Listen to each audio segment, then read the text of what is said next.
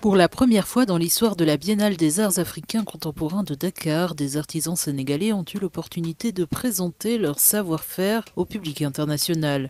Le Sénégal, à l'instar de nombreux pays africains, présente une capacité industrielle limitée et une grande partie de son économie repose sur la production artisanale locale. La sculpture est importante pour la société sénégalaise. C'est un art. L'art est présent en Afrique depuis toujours. Depuis des siècles, nous produisons de l'art. Les statues que nous fabriquons sont des objets de culte dans certaines religions. Les fidèles les honorent.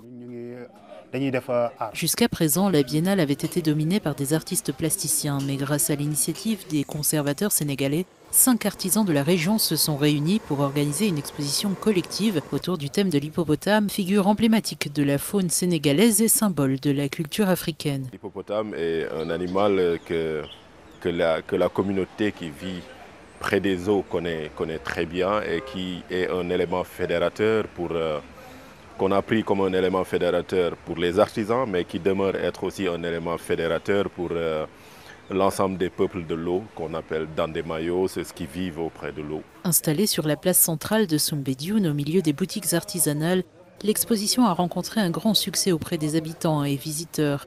Les artisans ont su toucher un large public, une visibilité nécessaire selon Kémy Bassène.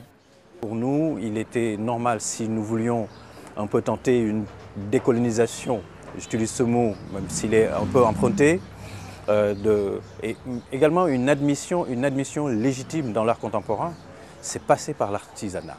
Donner à l'artisanat une visibilité dans cette biennale est tout à fait naturel.